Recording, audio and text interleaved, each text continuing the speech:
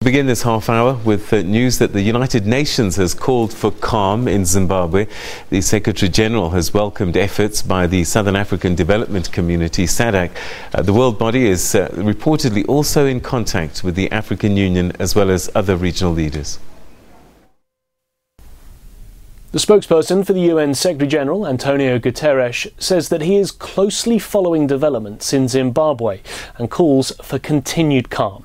Stefan Dujarric noted that the Secretary-General underlines the importance of resolving political differences through what he called peaceful means, including through dialogue and in conformity with the country's constitution. Well, this is the second day running now that the UN has spoken about the situation.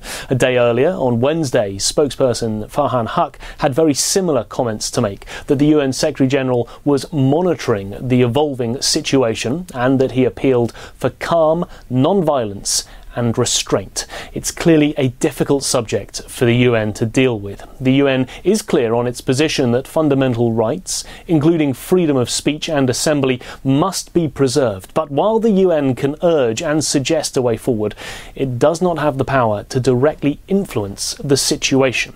Diplomats at the UN here in New York have also been monitoring the situation closely. The UK Ambassador Matthew Rycroft has called on Zimbabwe to respect safety and security, and he has also appealed for calm. Now, at present, the UN Security Council isn't scheduled to meet to discuss the situation, but that could, of course, change. As for Robert Mugabe himself, well, the UN has at times had a checkered relationship with the Zimbabwean president.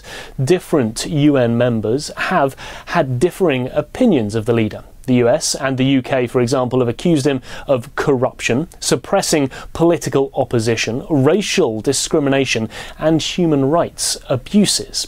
As for Mugabe himself, he has often lashed back at those countries. At the United Nations General Assembly this year, he called US President Donald Trump a giant gold Goliath. Meanwhile, China and Russia have in the past vetoed sanctions against Zimbabwe at the Security Council. China has been a major trading partner and investor in Zimbabwe. And just last month, Robert Mugabe was removed as a World Health Organization Goodwill Ambassador. That was following criticism that his appointment was a badly judged decision on the part of the United Nations. Nick Harper, SABC News, New York.